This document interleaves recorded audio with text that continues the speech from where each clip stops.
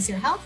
And I am the Assistant Director of Development at ACR Health. And I would like to welcome all of you to Evening 7 at the Hike for Life, the 23rd Annual Wellness Summit. This is a 23-day community wellness event, and we end this event on May 15th. So there's still time to share this information with your friends and families, your coworkers, anyone that you think would benefit from getting a little bit healthier and paying attention to their wellness in this 23 days as we try to emerge from our COVID closets, I guess is what I'm going to call it tonight. We're very excited. I'm very excited about this event tonight because it's one of the events. Hi, Sue. It's one of the events that we have literally, I've been literally waiting for.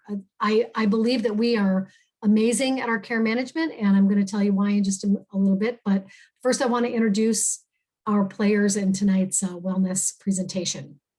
Derek English is joining us tonight, and he is the Director of Care Management Services at ACR Health.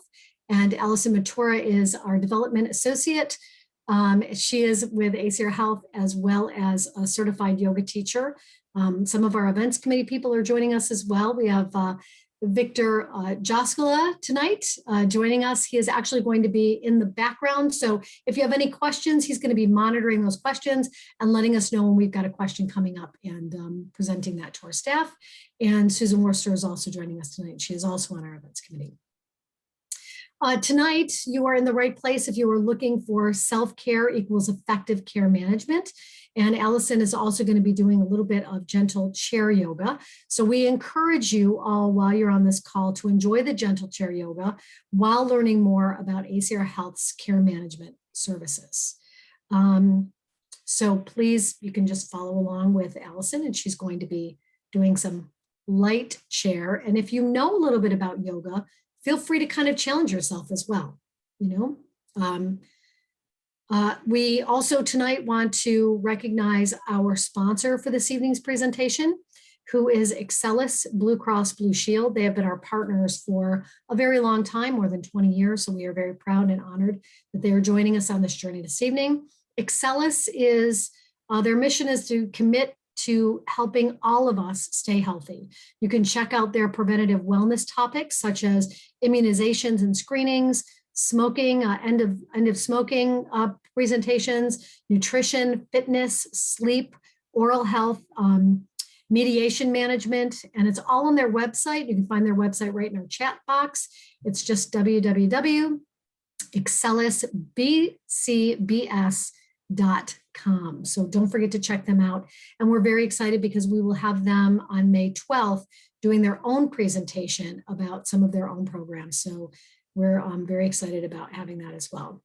I want to tell you a little bit about ACR Health.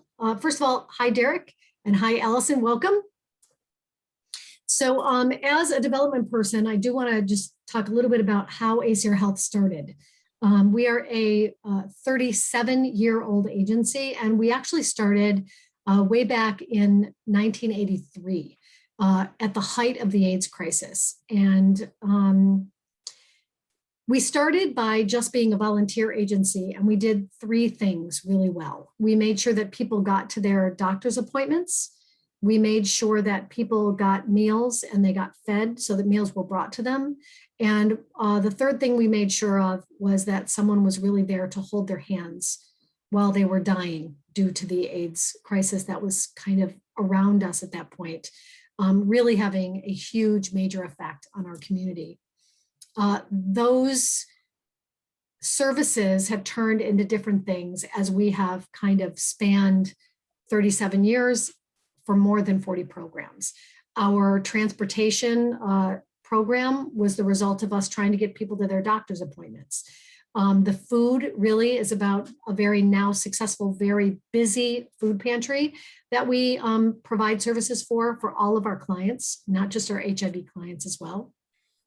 And of course, our holding of people's hands while they were passing on from the AIDS crisis has now turned into a very comprehensive care management program. And so what we really started doing is what we still do today. And our care management program is something that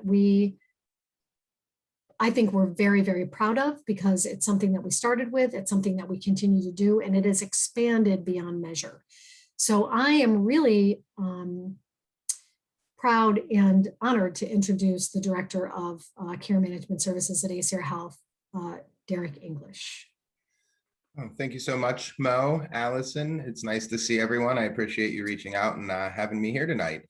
So as Mo mentioned, I am the Director of Care Management Services here at ACR Health. I got my start at ACR, though, not as a director, not even as a care manager, which I started, but I got my start here at ACR as a client.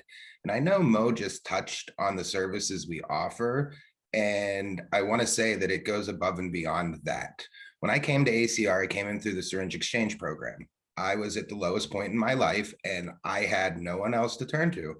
I came to ACR, I was treated with dignity and respect as a class of people that typically aren't treated with dignity and respect in the community at large. So it's not just hyperbole when Mo is talking about the great work that we do.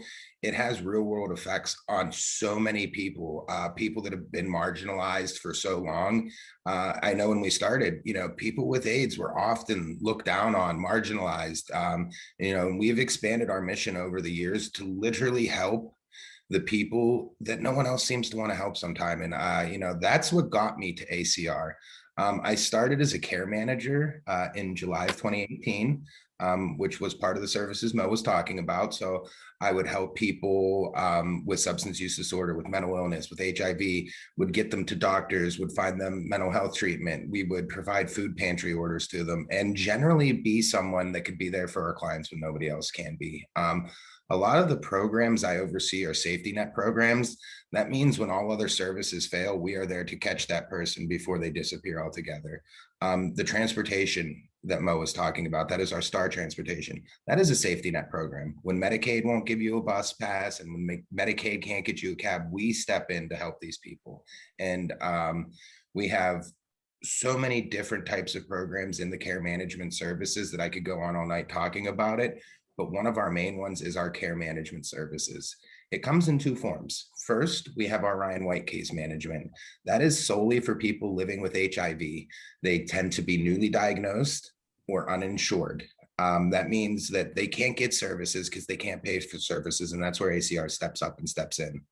So we get them a case manager that helps with these appointments. We help get them insurance. We have a nutrition program, which I'll touch on a little bit later, that encourages healthy eating and then provides a monthly stipend so that they can go out and buy healthy food.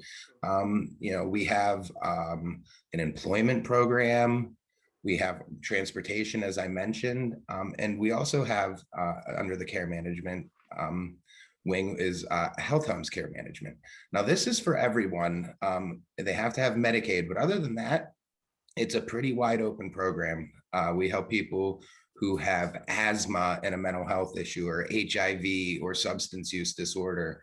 And it's a great program. It's a long-term program. And what we do is once we get on, we stay with our clients until they are able to do a lot of these things themselves.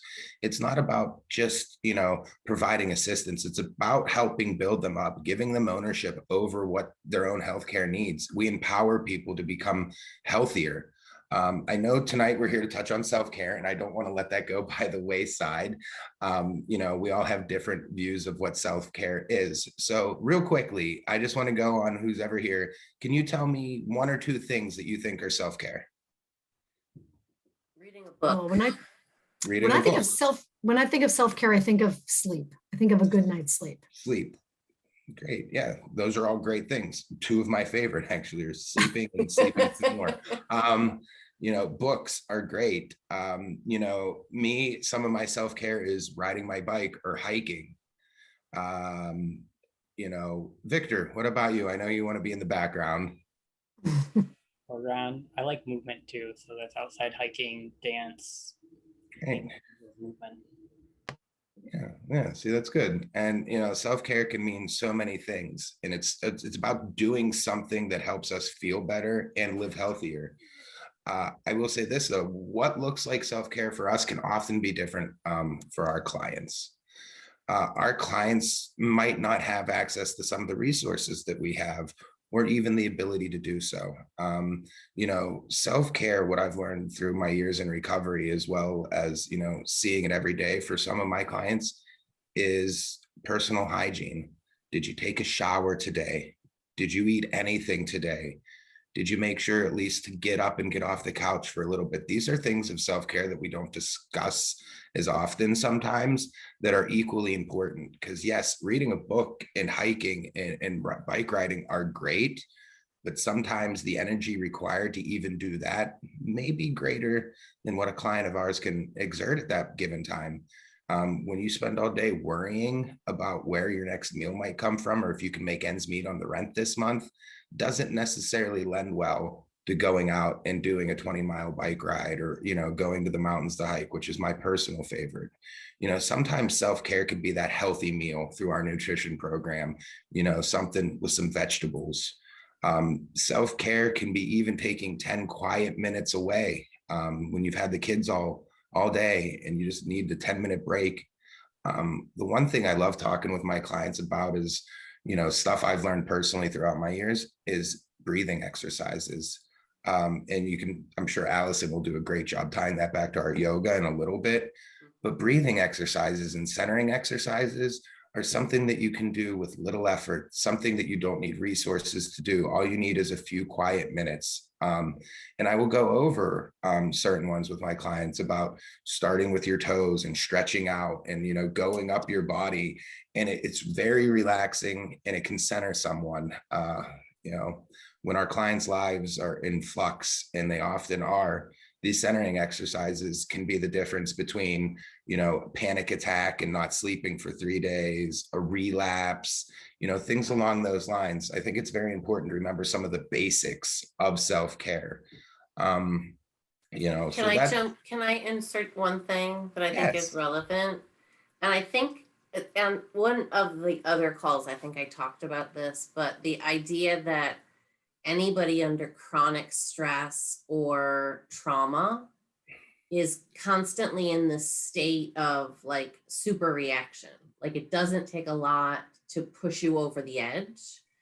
And so a lot of meditation and yoga is used in recovery and used in rebuilding. And, so my argument is, if we learn these things earlier, then they become instinctive. And so seeing yoga and meditation in schools is really encouraging, so that we're able to manage chronic stress. And that is exactly what you said, whether it's wondering where your next meal is going to come, how you get a job when you have no childcare, how to get from place to place without a vehicle, just so many layers of self-care, that self-care becomes a little bit relative. That, like you said, sometimes just getting a warm meal or a healthy meal or something that's going to sustain you for long periods of time is the greatest indulgence. So thank you I think that's a very, very important reason why we tied these two together, is that if, like you said, many of the clients we help, we are their safety net. We're helping to prevent death. So just the act of continuing to live is sometimes an act of care. So I think I like making that very clear from the very beginning of this conversation, is that I am not advocating, go out and invest in yoga and, get your Lululemons and all of that kind of stuff. We're talking about very basics, like you said, free experiences, and just the ability to learn how to breathe and to accept just this moment, not the worry of tomorrow or the regrets of yesterday, but just in this moment. So beautiful connection to Derek. Yoga. It was like it was rehearsed. I love it. I love it. Hey, I assure you it was not rehearsed. Can I ask a question? So you've been taught, first of all, I want to just thank you for sharing your own story, because I think that that's really important about how you found ACR Health. And the fact that you're working here now is really, it's amazing, because I see what you do for your clients every day, and I know how hard you work for them. What is that thing that brings people into the agency, right? I mean, because you could still be where you were, right? So what is that moment? What was that moment? And what is it that we can do, even as employees of this agency, to make sure that that is a safe space for people? That moment wasn't a blinding light moment for me. That moment was the doors were open and I knew I could come. When I was coming through the syringe exchange program, I didn't have doctors. I wasn't like taking care of myself at all. Meals were few and far between. And every time I would come down, I would get the equipment I needed to, help me be safe when I was out, using. I would get Gatorade and snacks. Personally, addiction for me is a very isolating thing, and you don't want to be around other people, and you don't trust other people, and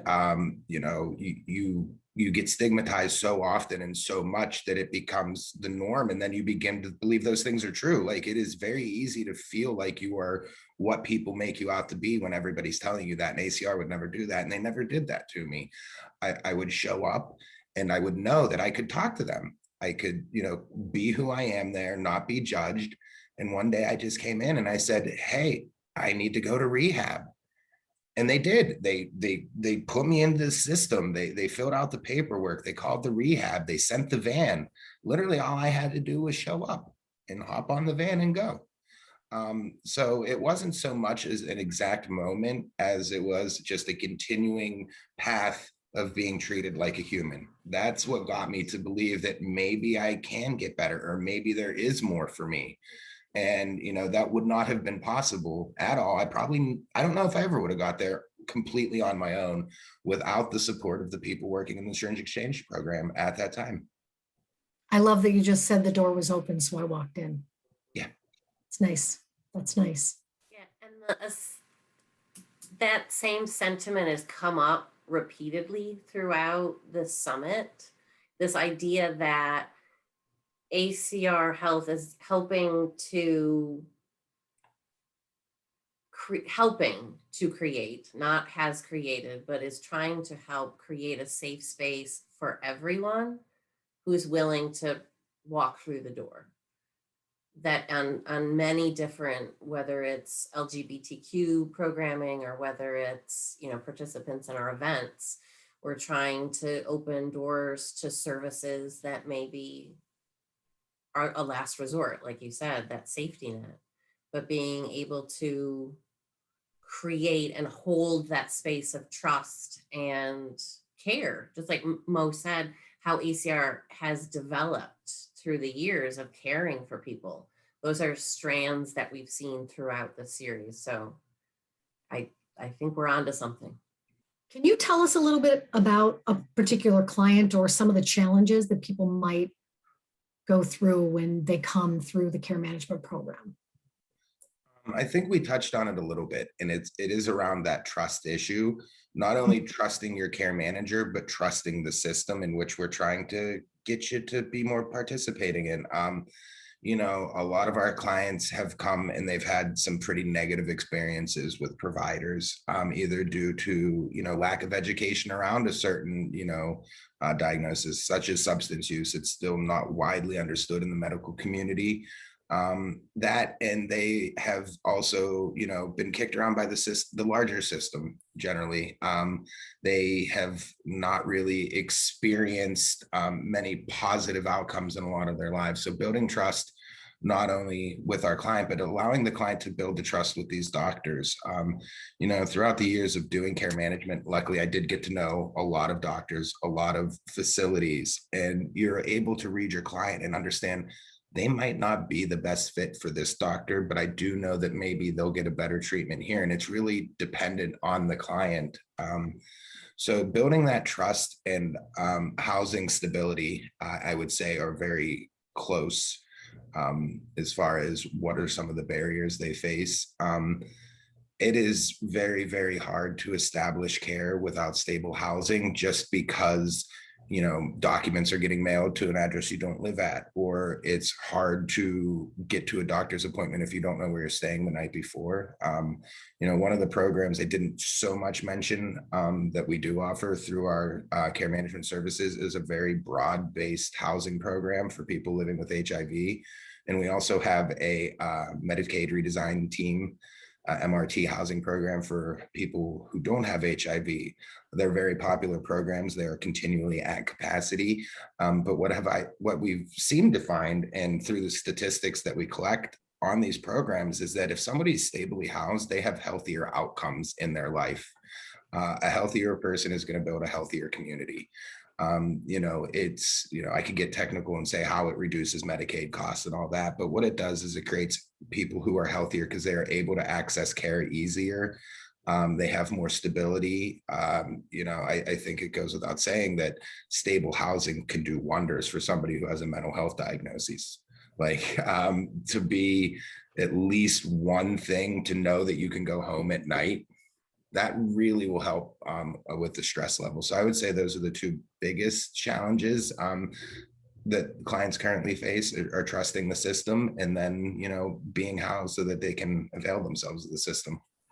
We have seen a lot in the news lately about unstable housing and especially unsafe housing conditions around Syracuse. Do you have any thoughts on that? Or I'm sure you do. I have a lot of thoughts on that.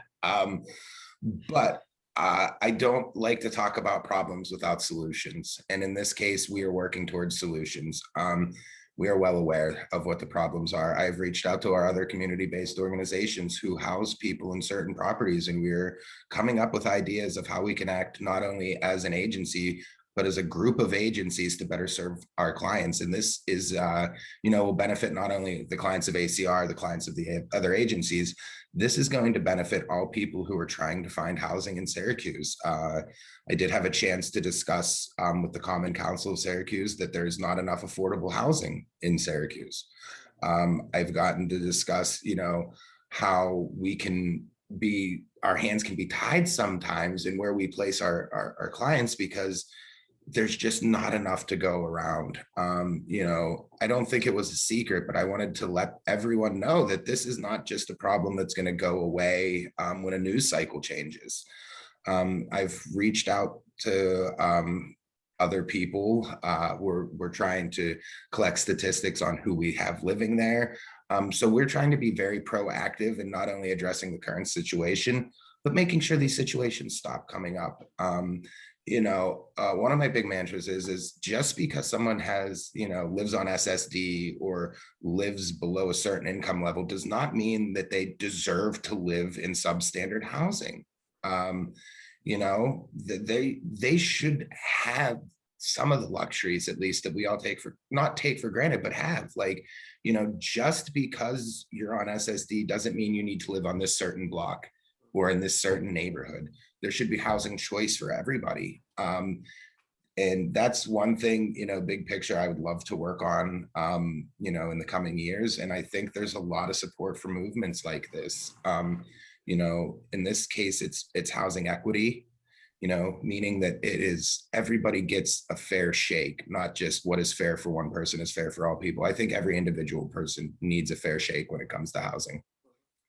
I think it's really interesting how people sometimes view nonprofit agencies and how they view people that are, that need help, a hand up. And so I always like to remind people that, especially even in our personal needs pantry, right? People aren't walking in asking for, a new set of towels. The number one thing that people ask for when they come to our pantry is for a bar of soap. That's literally the thing that people are asking for. And so that reminder that we're all just trying to, to do our best, and simply showing up and being able to feel clean with clothes on after a good night's sleep is something that we should all be able to do, So thank you for that work. And I love to hear that information about what we are doing to be proactive, especially with our elected officials. I think that that's important, that they are all a huge part of helping the nonprofits in the community, and that we are also working as partners with other nonprofits as well. That's very important. Thank you. Thank you for that. Yes. So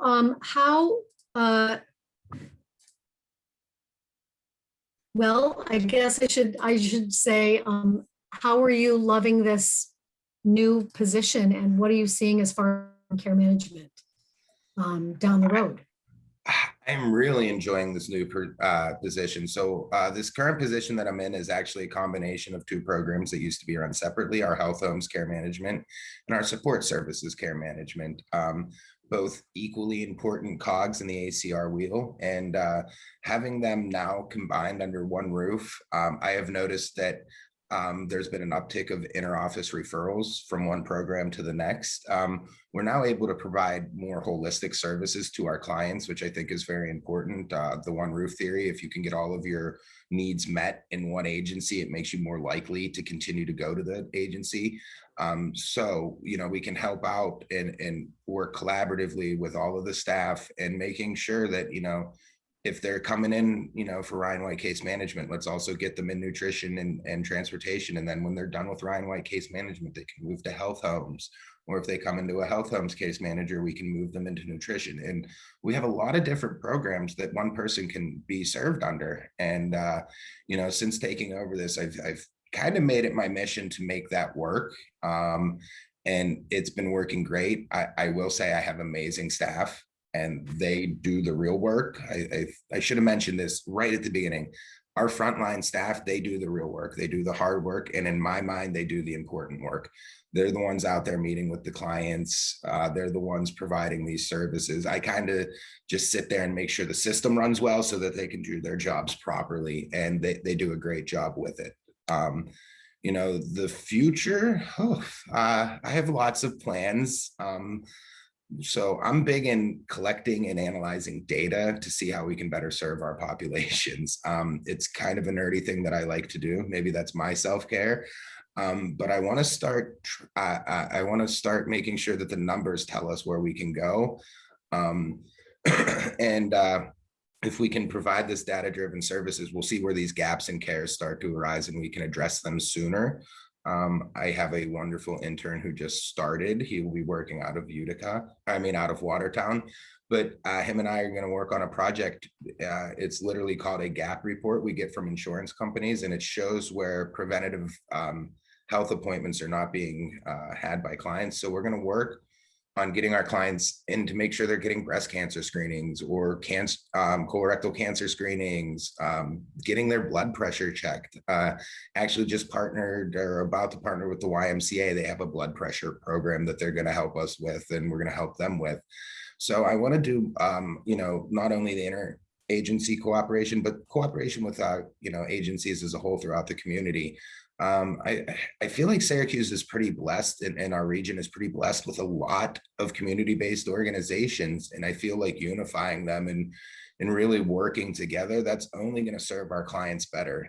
So that's my future for where care management is going, is to make sure that, we're reaching out to all of our community partners who all share the same goals that we have. Thank you. Thank you. And so who is walking in the door? Who is walking in the door? Because it's not just people who are struggling with substance use, but would it be someone who's just struggling with housing? Would it be someone who can't find, who's uninsured? Who reaches out to you? Family members. I get a lot of family members. They come from the internet. They come from a hospital. They say, my uncle, he can't take care of himself at home. What do I do? And even if it's not a program that we have at ACR, I've been here long enough that I always will try to direct someone to where they need to go, because it's not just about bringing a client into ACR or serving ACR clients. Healthy people, like I said, create healthy communities. I want everyone to be healthy. I want everyone to have the help that they need. It benefits us all to bring people up. It does nothing to cut them down or cut them out. The more we bring people up, the more we can elevate ourselves. And I try to do that by helping anyone that calls. I mentioned earlier that some of our housing programs have wait lists where that we're at capacity. but I know of other agencies that aren't, and I can help get them there. I can give them contact information. And sometimes somebody's just having a day and they need to talk. They need to get it off their chest. Our phones are on. I list my desk phone. I list on a lot of the company documents. So they don't have to go through the main switchboard. They can just come straight to my phone. Today I had somebody from out of our coverage area who just didn't know where to turn to and their parent that is struggling. So I helped them figure out how to get a hold of Medicare to set up a home health aide. Stuff like that. It takes a few minutes out of my day, but it really may have helped them a lot. I don't know. I probably will never find out what happened with that, but I'd like to think that it helped. You know what I love to hear? I love to hear that you're taking that phone call and you're also even giving them another opportunity to just stop and breathe while you kind of help them get through that next moment. And that is really, I think, what care management is really all about. So when I said in the beginning about holding someone's hand when they're going through something, it seems like we're still on that mission. We're still on that path. And it really hasn't changed much. So I know I love working with you. And I love, walking by your office, and there's always something happening in that office, and you're always helping somebody, but you also help us because as a development person, I'm able to say, this is the important work that we're doing. And so you're right, your staff, they are the angels, and we really appreciate that. They all help us all breathe. So as we're talking about breath and we're talking about breathing, I'm going to have you and Allison kind of talk about that a little bit more, and then we're going to move right into some of this chair yoga and this movement and this kind of self-care. So obviously, in order to share these breathing techniques, for example, with your clients, do you also practice them? I'm familiar with them, and I do practice my own version of it. Right. Yeah, if you ever see me sitting in my office, the lights off and my eyes closed, know that that's what I'm doing, and also know that whatever caused me to get there, I need a few minutes. But to be that self-aware, I think is many of us just push through it. Like, I'm just gonna either compartmentalize it, or I'm just gonna, barrel on through, and whatever effect that has, I'll deal with that later. But I think that self-awareness to catch you in your moments of being triggered or being, getting on the rise. You're a hangry person, self-proclaimed, right? That is self-proclaimed. Right. So that being hungry is, triggers your alter ego to come out.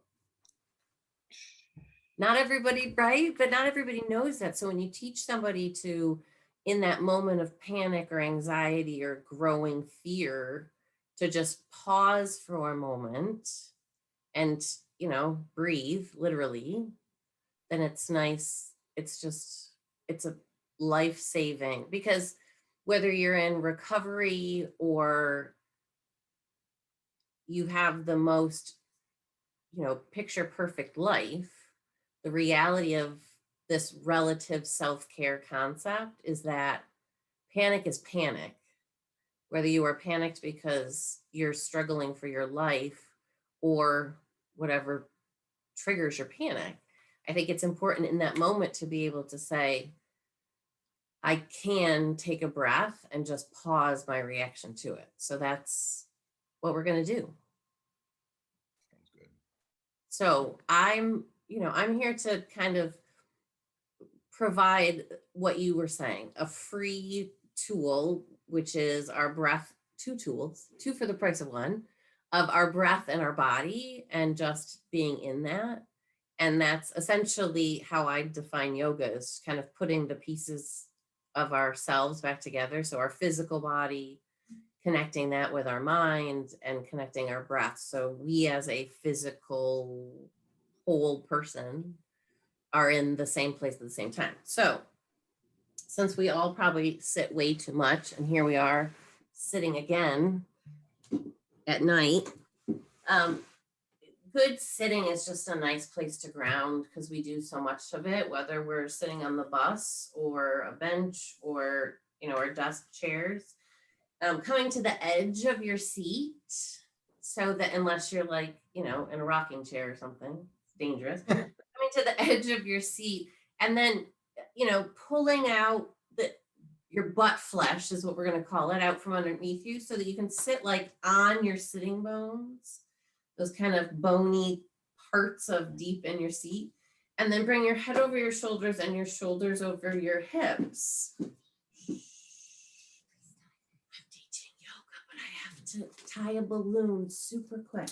So as your head is over your shoulders and shoulders over your hips, ground down through your feet and feel your feet connected to whatever they're on, whether it's the bare floor or your socks or your shoes. Just kind of bring all of your attention to the bottom of your feet and push down into your feet and down into your chair so that you rise up a little bit taller, and think about the head over the shoulders, again, shoulders over hips, ground into your hands, press into your thighs, so that you're nice and long and tall in your body. Whatever your bone bag is doing, let it just be what it is. And you can scan your body from the very top of your head, slowly cascading down through your body. So like almost like the moment that you step into the shower, of allowing your thoughts to drip down. And then checking in with how things are, not wishing they were different or judging anything, just, scanning in to check into your body.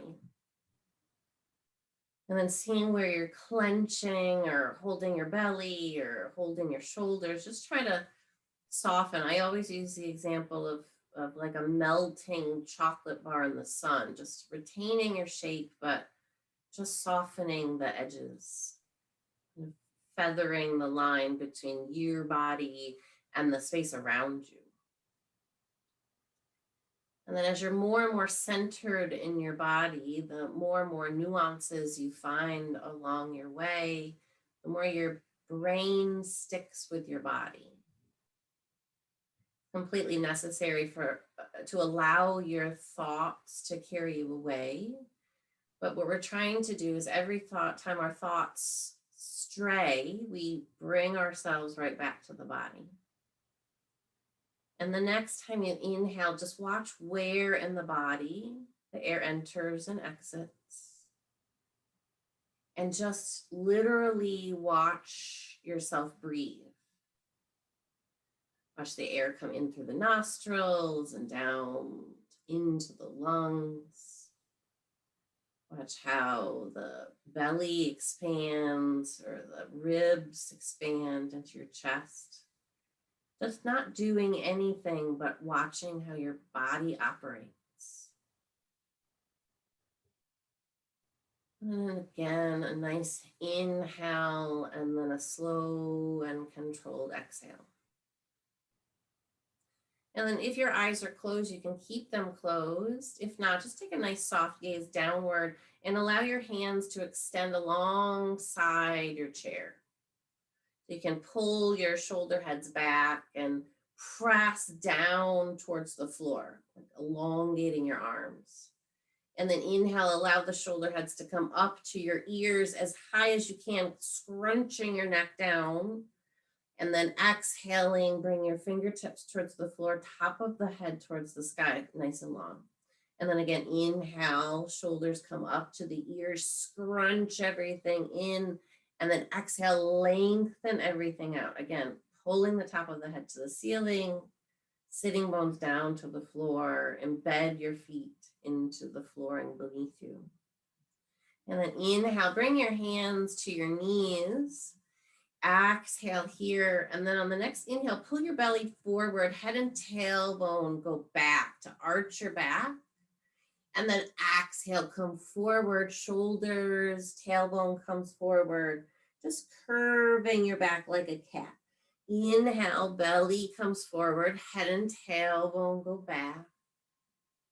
And then exhale, reverse, head and tail come forward. Just moving the spine back and forth. Inhale, come back up to seated. Slide your hands down again along sides of the chair and push down. On the inhale, fingertips rise to the sky. Exhale, lean to the left. Inhale from the center and exhale over to the right. Inhale back to the center and then exhale, arms come back down to your sides. Again, inhale, rise up. This time interlace your fingers if you can. If you can't quite get them together, then just bring them parallel. Rise the shoulders up to your ears and then exhale, pull the shoulders down. Inhale in the center, exhale over to the right. Inhale, center, and then exhale to the left.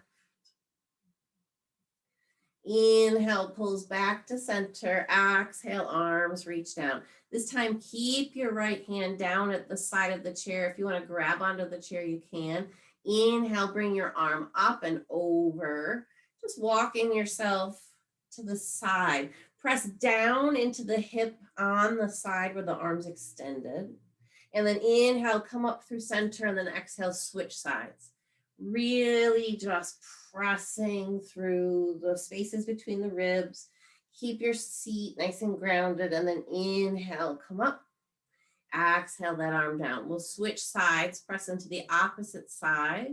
Inhale, reach, press through that extended body. Inhale here and then exhale. Switch sides one more time. This is just something that you can do anytime you're seated.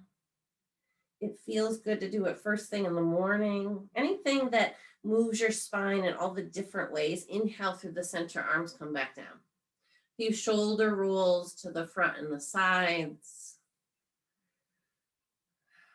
Getting out of bed in the morning is sometimes a struggle. Reverse directions.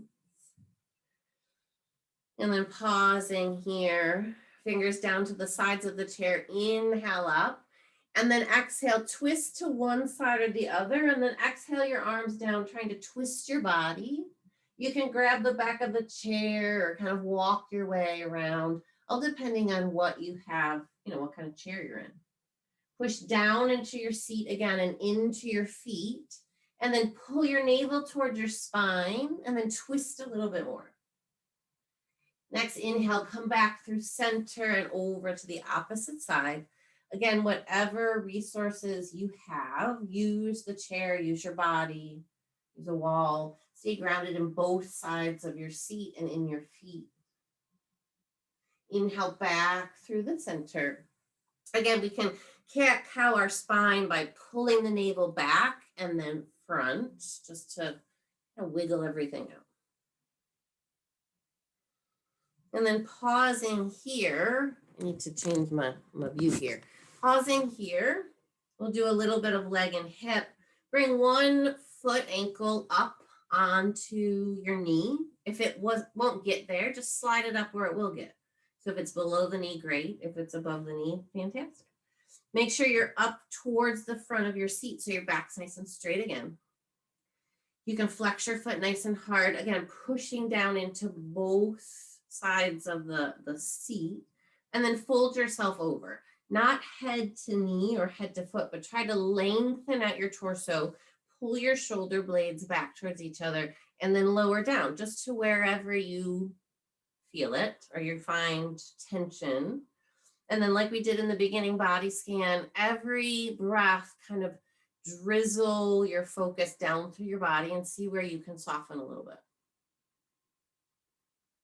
Just staying present, just breathing. Like Derek said, sometimes you have to turn off the lights and blare the heavy metal or go for a walk or insert your self-care or self-calming technique. Soften your outer hip, your toes, space between the shoulder blades. Next, inhale, rise back up. First, regrounding into the seat and then uncrossing the legs. And then other side, just switching sides there. Same thing, grounding down. And then lowering the torso down towards the legs. Kind of folding yourself in half like pants on a hanger. Nice big inhale here and rise back up. Reground through your legs, kind of shake everything out. Just taking a moment to close the eyes and recenter before re-engaging with the outside world. At the end of yoga practice, we have the choice to bring our hands together at heart center and to bow our head, giving ourselves a moment of gratitude for this time, to reunify the body, the breath, and the mind. Give this greater presence and a valuable pause. May you be happy and healthy, safe and protected, calm and connected, peaceful and free. Namaste. Thank you very much for that, Allison. And thank you again, Derek, for sharing all of that amazing information about our support services and about our care management. Sometimes it overwhelms me at how much we do at ACR Health and the influence that we have across our entire community. So I thank you for that. We are very, very excited to wrap up tonight, but we're also really excited about our continued presentations. Tomorrow is Friday, April 30th, and at 2 p.m. You have the opportunity to join Allison on the campus at MVCC for a campus walk with Todd Marshall. He is the Chief Equity and Inclusion Officer at MVCC, and he will be joined by Professor Melissa Bartlett. Normally, our Hike for Lives are on the MVC campus, and obviously because of COVID, we were unable to do that, but we're very, very excited to be joining them again next year and, take our spot back on campus with their students. It's always a wonderful opportunity for us to share our services as well as some sexual health practices with college students across our region. So it's very important. Also, again, join us tomorrow night online at 7 p.m. We will be doing a presentation with MVP Healthcare, one of our sponsors, and they've got a presentation called Living Well. Again, thank you so much for your support. Signing off for ACR Health. Thank you, Derek, Victor, Sue, for joining us, and Allison. Have a great night. Thanks. Bye.